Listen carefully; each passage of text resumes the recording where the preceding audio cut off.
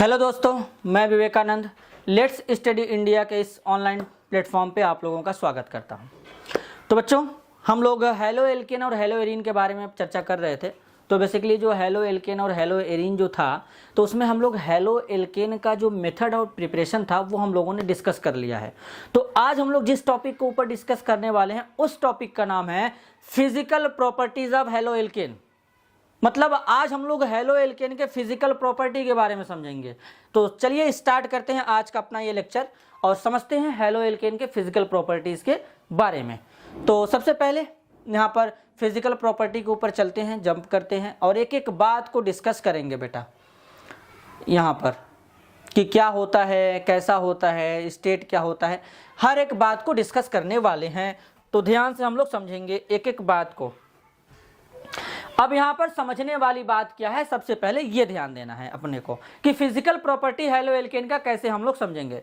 तो सबसे पहले जो मैं कुछ बात यहाँ पर बोलना चाहता हूँ उसको पहले हम लोग ध्यान देंगे, इसके लिए कोई कंफ्यूजन ना हो। पीए का मतलब है यहाँ पर ये जो एच है, एच का मतलब है हेलो एल्केन और बेसिकली यहाँ पर ये जो ए है यहाँ पर पी रहेगा तो फिजिकल प्रॉपर्टी हो जाएगा। क्लियर है। अब यहाँ पर बात को डिस्कस करते हैं। सबसे पहले जो हमारा हेलो एल्केन होता है इसके कलर के बारे में बात करेंगे, कलर के बारे में बात करेंगे। फिर इसके बाद इसके फिजिकल स्टेट के बारे में बात करेंगे। किसके बारे में बात करेंगे? फिजिकल स्टेट के बारे में बात करेंगे। सर फिजिकल स्टेट गैस होता है, लिक्विड होता है, क्या होता है? तो इसके बारे में भी बात करेंगे। तो सब समझते हैं यहाँ पे। तो सबसे पहले जो इसका कलर होता है बेटा, सबसे पहले तो मैं बताना चाहूंगा कि जो हेलो एल्केन होता है ये कलरलेस होता है, मतलब इनका कोई कलर नहीं होता है। लेकिन अगर तुम इनको लाइट में लेकर के जाओगे, मतलब ये जैसे ही लाइट यानी प्रकाश के कांटेक्ट में आते हैं धीरे धीरे कलरफुल होने लगते हैं। तो जब ये धीरे धीरे कलरफुल होंगे तो इसमें जैसे RBr RI ये जब प्रकाश के कांटेक्ट में जाते हैं, लाइट के कांटेक्ट में जाते हैं तो ये धीरे धीरे क्या होते हैं? कलरफुल होने लगते हैं। क्या हो जाते हैं? कलरफुल हो जाते हैं। ये हमको यहां पर ध्यान देना है। प्योर स्टेट में ये कलरफुल हो जाते हैं। अब यहां पर एक खास बात और है कि अब अगर हम बात करें इनका ये फिजिकल स्टेट क्या होता है, तो नॉर्मल जो हमारे हेलो एल्केन होते हैं वो गैस में होते हैं। लेकिन जैसे जैसे इनका मास बढ़ाओगे तो मास बढ़ाने पे क्या होता है कि मॉलिक्यूल हैवी होता है। तो जब मॉलिक्यूल हैवी होने लगेगा तो उस केस में क्या होता है कि धीरे धीरे लिक्विड देन हैवी ज़्यादा हो जाएगा, सॉलिड में कन्वर्ट हो जाएगा। जैसे सबसे ज़्यादा मास किसका होगा? आयोडो एल्केन का होगा। तो आयोडो एल्केन कहीं ना कहीं हमें सॉलिड में भी मिल सकता है। अब यहाँ पर देखने वाली बात क्या है, अब बात करेंगे बॉइलिंग पॉइंट के ऊपर। तो देखो हमारे पास RI है, RBr है, ठीक है, और यहाँ पर क्या रहेगा बेटा? RCl रहेगा। ये थोड़ा यहाँ पे मिस्टेक है, इसको हम लोग सही कर लेते हैं। यहाँ पे क्या रहेगा? RCl रहेगा। अब देखो मैं यहाँ पर लिखता हूँ, यहाँ पर क्या है, जैसे हमारा RI है, फिर RBr है, फिर हमारा क्या है? RCl है, और यहाँ पे क्या है? RF है। तीनों का नाम iodo alkane, bromo alkane, chloro alkane, fluoro alkane, यही है ना। अब इनमें सबसे ज़्यादा बॉइलिंग पॉइंट किसका होगा?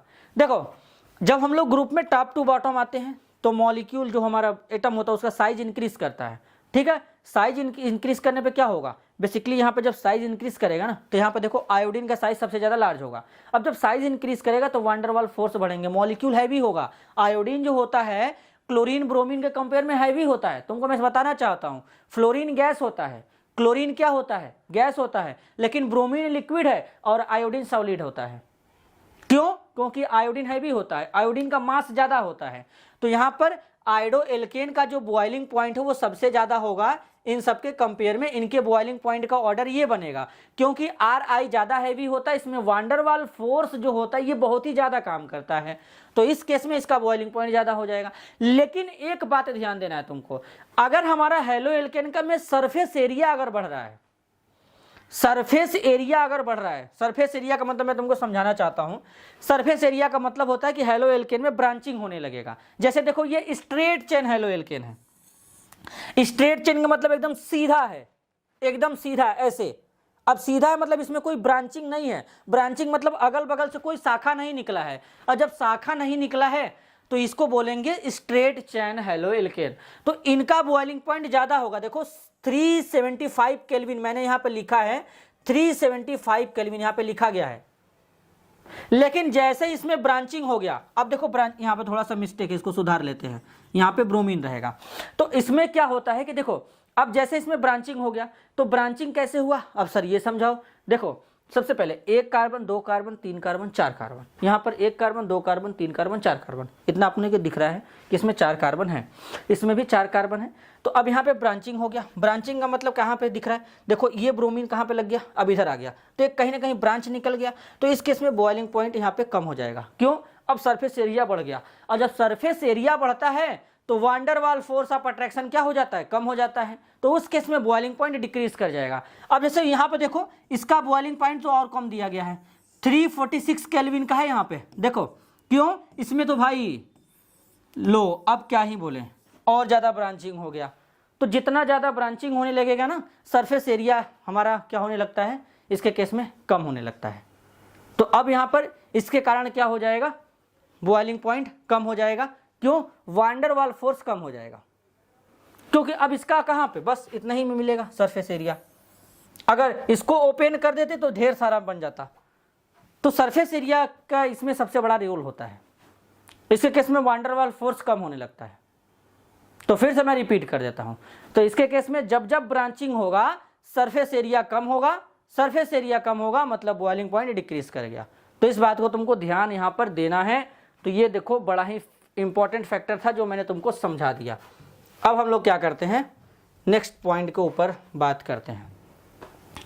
अब देखो यहां पर ये है हमारा बॉन्ड लेंथ का ऑर्डर, और बॉन्ड लेंथ का ऑर्डर मैंने शुरू में ही बता दिया था, केमिकल प्रॉपर्टी जब स्टार्ट किया था। तो बॉन्ड लेंथ में मैंने क्या बताया था, ध्यान से सुनना। मैंने तुमको ये बोला था, क्या बोला था जरा ध्यान से समझो। मैंने तुमको ये बोला था, जैसे यहां पर क्या होता है, देखो ये हमारा मान लो CH3F के बीच का बॉन्ड है, तो ये हमारा CH3Cl के बीच का बॉन्ड है। और अगर हमारा ये CH3Br के बीच का बॉन्ड है, तो यहां पर देखो ये CH3I के बीच का बॉन्ड है। अब हम लोग करते क्या है सर, जब हम लोग ग्रुप में टॉप टू बॉटम चलते हैं तो एटम का साइज इंक्रीज करेगा, मतलब फ्लोरीन का साइज छोटा तो इससे बड़ा साइज होगा क्लोरीन का, और इससे भी बड़ा साइज होगा ब्रोमीन का, और सबसे बड़ा साइज होगा आयोडीन का। तो कार्बन के साथ में ओवरलैपिंग, कार्बन के साथ में ओवरलैपिंग, कार्बन का तो छोटा ही है, कार्बन का तो साइज छोटा ही है इनके कंपेयर में, तो कार्बन के साथ में ओवरलैपिंग उतना अच्छा नहीं हो पाता है आयोडीन का। तो इसलिए ये वाला बॉन्ड लॉन्गर हो जाता है। जब ये बॉन्ड ज्यादा लंबा होगा, जो बॉन्ड जितना ज्यादा लंबा होगा उसको तोड़ने के लिए कम एनर्जी चाहिए, तो इसका बॉन्ड एनर्जी कम होगा, लेकिन लेंथ क्या होगा, लेंथ इसका ज्यादा होगा। तो सबसे कम लेंथ कहां पे होगा, CH3F में, इससे ज्यादा लेंथ CH3Cl में, इससे ज्यादा लेंथ CH3Br में, और सबसे ज्यादा लेंथ जो होगा CH3I में होगा। और इसको तोड़ने के लिए एनर्जी कम चाहिए। मैंने ये भी बता रखा है कि जो बॉन्ड लेंथ होता है ये रेसिप्रोकल होता है बॉन्ड एनर्जी के। तो ये इनके बॉन्ड लेंथ का ऑर्डर है। सबसे ज्यादा बॉन्ड लेंथ देख सकते हो यहां पर गिवन है, इसका है। क्लियर है, आगे चलते हैं, सॉल्युबिलिटी के बारे में बात कर लेते हैं। तो जो हमारे हेलो एल्केन होते हैं ये वाटर इनसॉल्युबल होते हैं, क्योंकि वाटर के साथ हाइड्रोजन बॉन्ड तो बना ही नहीं पाते, इसलिए ये इनसॉल्युबल होते हैं। तो ये इनका बेसिकली क्या हो गया, सॉल्युबिलिटी हो गया। अब हम लोग का हेलो एल्केन का केमिकल प्रॉपर्टी स्टार्ट होगा, तो उसको हम लोग अगले लेक्चर में डिस्कस करेंगे। तो आज के लिए बस इतना ही, मिलते हैं अगले वीडियो में, तब तक के लिए धन्यवाद।